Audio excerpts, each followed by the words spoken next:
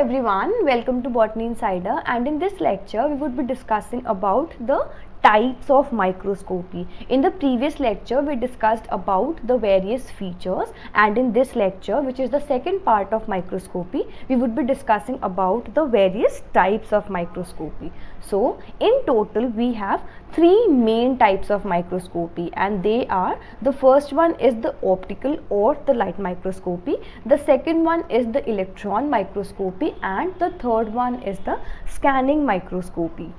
Talking about the optical or the light microscopy, we have four main subtypes of the microscopy or the light microscopy. The first one is the bright field microscopy, then we have the dark field microscopy, third one is the phase contrast, and the fourth one is the fluorescence microscopy. Talking about the electron microscopy, we have two main subtypes. The first one is the TEM, that is transmission electron microscopy, and the second one is the SEM, which is scanning electron microscopy. And the last subtype is the scanning microscopy, in which we have the atomic force microscopy and the scanning tunneling microscopy. So now we'll be discussing about each of the subtopics or each of the sub microscopy in complete detail.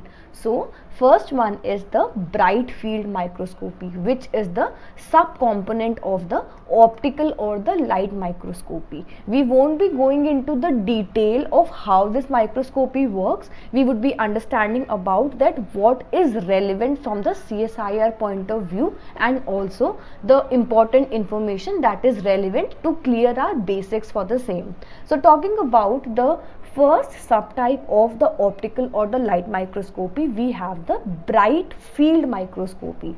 As the word suggests, we have the field which is bright in color. What does this mean? So when we study or when we observe any particular specimen, so it is mounted over a slide. So that slide is given, or that slide is named as the field in this particular type of microscopy, and the specimen that we are focusing upon is the point or is the area which is focused mainly. So in this bright field microscopy, we have the specimen which is darker in color and the background or the field is bright. That is, when this slide is observed, we have background which is bright, so we are saying that it is bright field, and the specimen is darker in appearance. And in this we mainly observe the live cells. And why we observe them? Because they are mainly pigmented naturally. So you can see in the figure we have the colored specimen and a brighter background. Darker specimen does not mean that it cannot contain any color. It just means that when we compare the specimen and the background, both of them are highly in contrast to each other. The background would be much brighter in comparison to the specimen that we are focusing upon.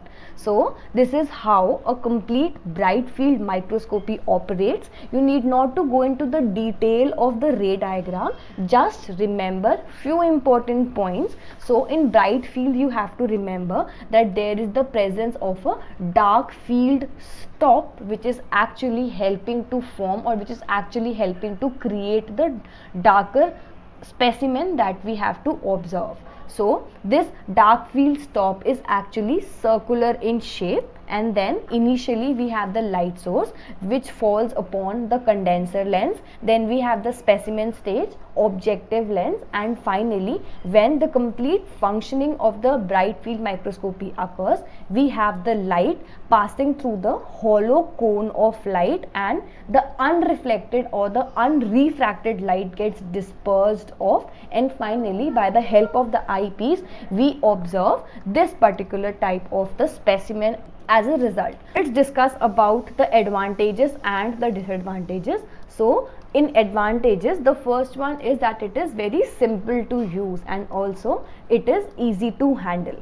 The talking about disadvantages, it is having low contrast, that is there is less contrast of the specimen that we are observing. There is limit of magnification. That means, as we have discussed about that what are the important features, in which we discussed about the magnification, resolution and the numerical aperture. So in this particular type of microscopy, we have the limit of magnification to 1300x.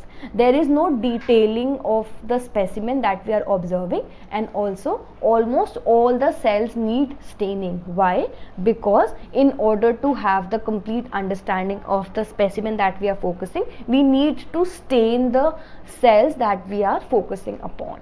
So let's discuss about the second type of microscopy, that is the dark field microscopy. So it is the opposite one of the bright field that we have studied. So in this one we have the darker background and the image is more brighter in comparison to the background.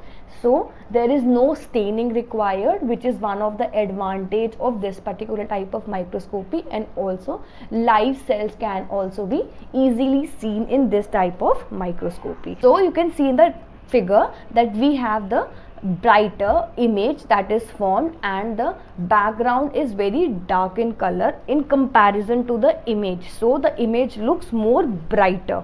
You can remember about the bright field and the dark field with the name itself. It says dark field microscopy.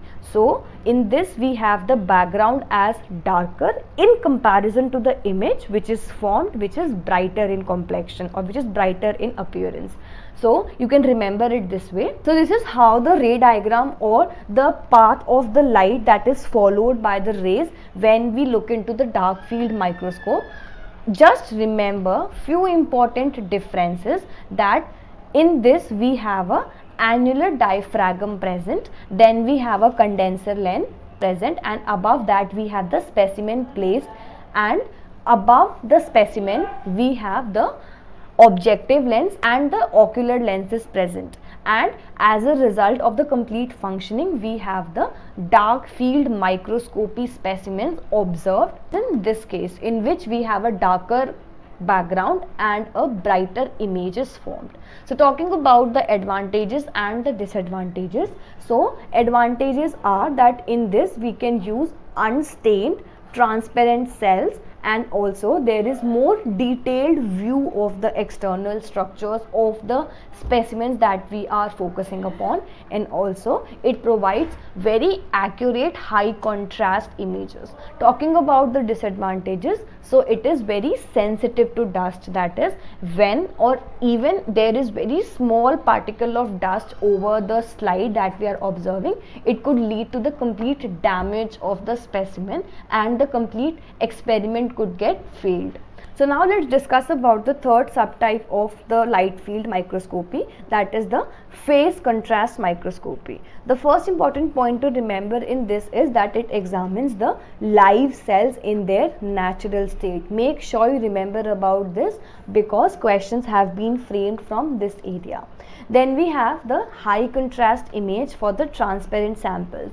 That is, when we use phase contrast microscopy, there occurs a high contrast image formed as a result of the final product of the image. And also in this type of microscopy we have the phase shifting, that is the light rays are either in phase or they are either in out phase. So when the light rays are in phase, they generate a brighter image, and when the light rays are out phase, they generate the darker image. The contrast is developed between the bright and the darker image. What does this mean?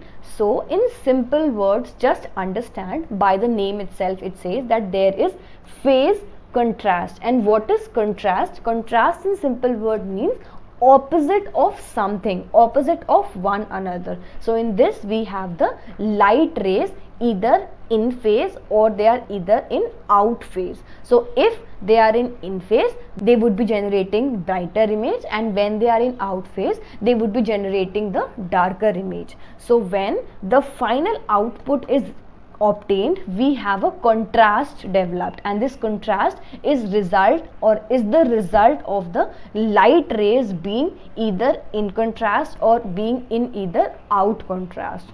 So this is how the complete ray diagram actually looks like. Important points to remember in this particular type is that we have the presence of the tube cells, we have the phase plate present, and also the condenser annulus present, which helps in the complete or the final production of the image.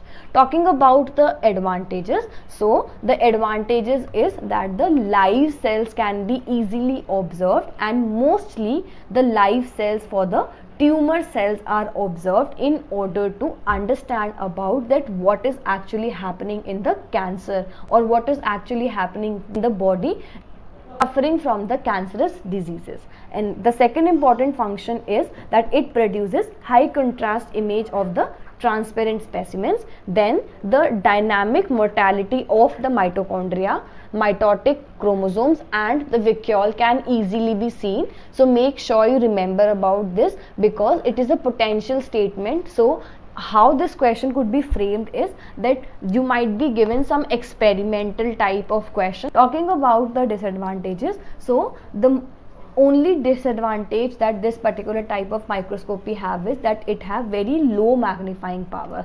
As you can see in the figure that either or even if there is high contrast between the image of the various sections, but the resolution, but the magnifying power is not very good. Hence this leads to a one backhand for this type of microscopy. So talking about the fourth subtype, we have the fluorescence microscopy. So in this type of microscopy, we have the fluorescent dyes or the fluorochromes being used.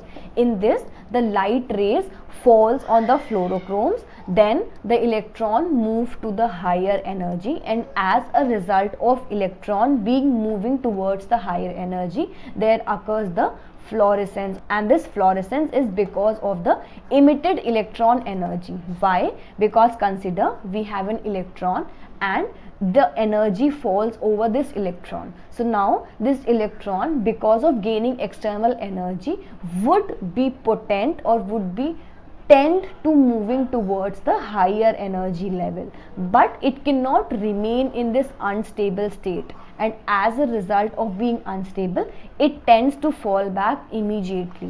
When this electron from the higher energy level falls back to the lower energy level, there is fluorescence seen, and this phenomena or this property of the electron being falling down is used in this particular type of microscopy. So this is the principle of the fluorescence microscopy. We have a light source, there occurs the excitation, and there is also a presence of a dichromatic mirror, and when there occurs the fluorescently labeled sample and when there occurs the emission of the electrons from the lower energy towards the higher energy, there is a detector present, and as a result of this we could see the fluorescent sample, we could see the fluorescent specimen as a product, and finally observe the question or finally observe the actual product that we are focusing upon.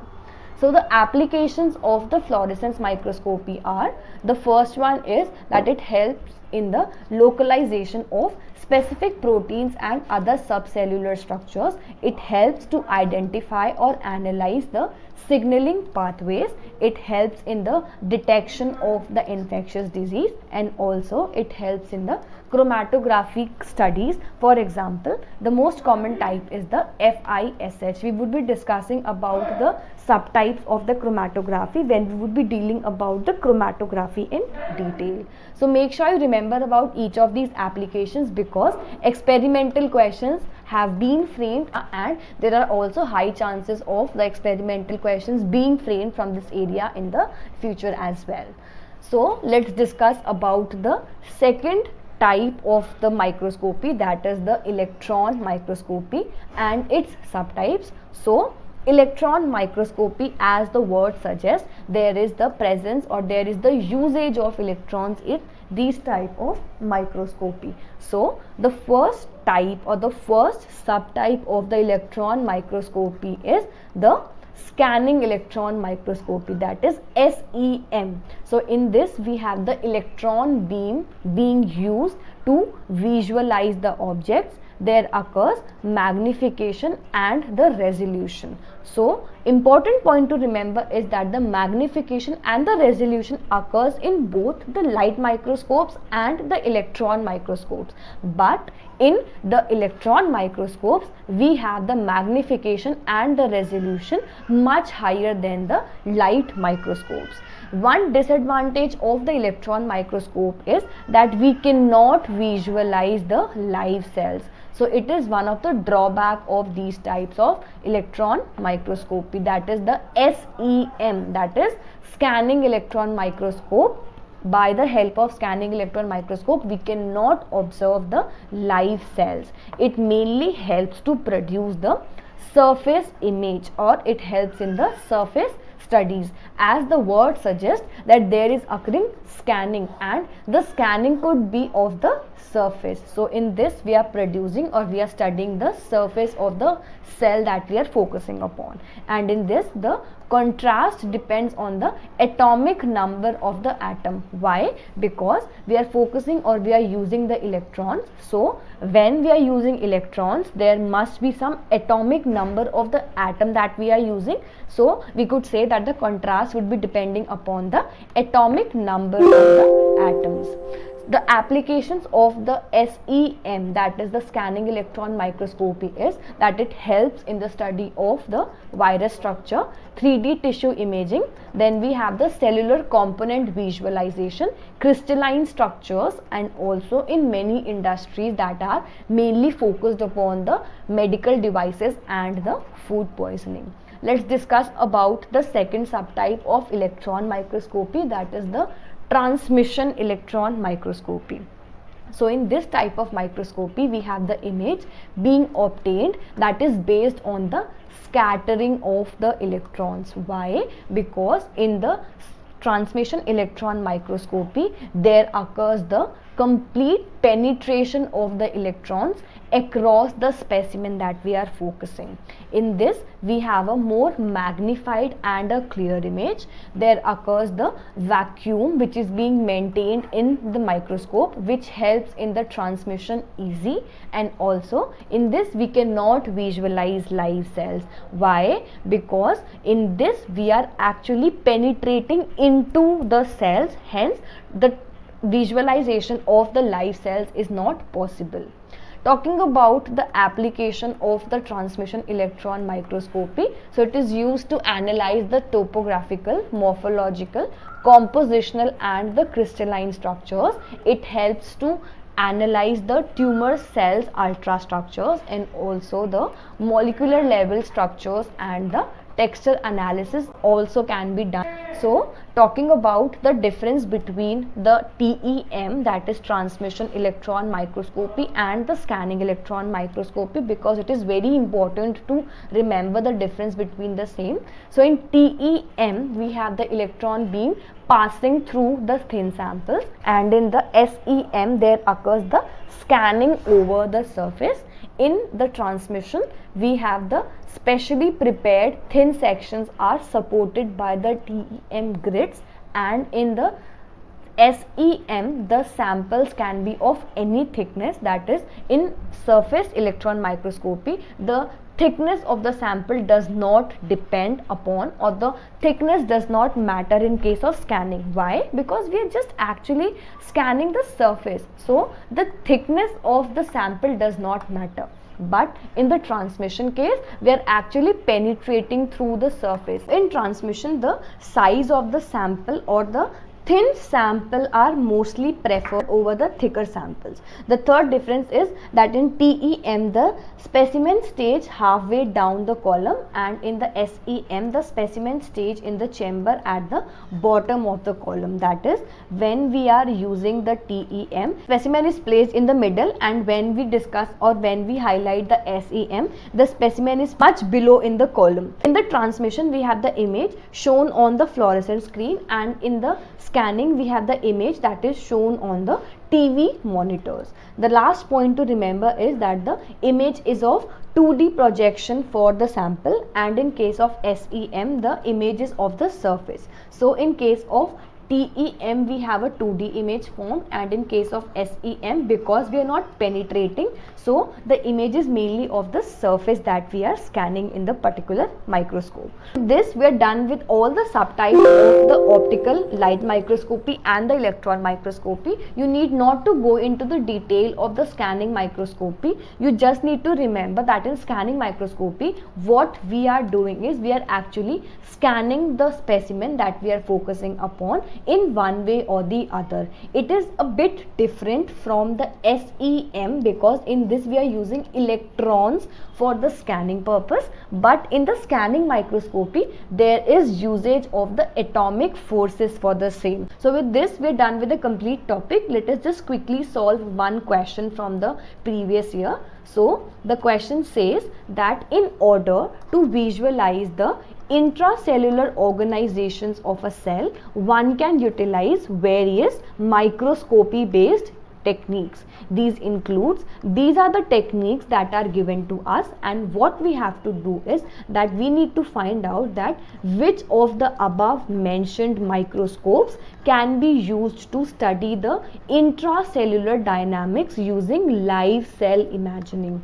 So two important points to remember is that we need the microscopies that can visualize the intracellular dynamics, and also the cells should be live. So intra means between. We need a microscope which could study the intracellular in between the cells dynamics, and also we should have the live cells. So depending upon what we have studied, what we have gained, and depending upon all the information that we have, let us try to solve this question.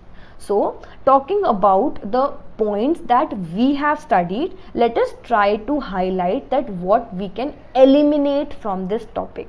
So first thing is that we require live cells. So first thing you could make out is that you cannot use either a scanning electron or a transmission electron. Why? Because in both of them we cannot use the live cells. So eliminate E and F from all the options given. So if we eliminate E and F from the options that are given to us, so in the option 1 we have E and F, so A cannot be the answer. In B we do not have this, so this can be a probable answer. In the third option also we have E and F, and in fourth also we have E and F. So just by remembering that what is the basic principles or what are the basic requirements for the scanning and the transmission microscopes, we can easily eliminate those wrong options and get to the final answer in just 1 minute or maybe less than that. So except for the scanning and the transmission, all the others, that is the differential, interference contrast, DIC microscopy, phase contrast microscopy, dark field microscopy, epifluorescence and the confocal microscopies could be used to study the intracellular dynamics using the live cell imagining. So B is the correct answer for this particular question. So with this we are done with the complete topic of the microscopy in two parts, part 1 and part 2. So I hope this video was helpful for you, and if you have not watched the first part, I would highly recommend you for a better understanding to watch both the parts in detail. So thank you so much for watching, and if you like this video, please do like, share it with your friends, and please subscribe to my channel. And also I'll be coming up very soon with more important and informative videos. Thank you so much for watching, and I'll see you soon. Bye.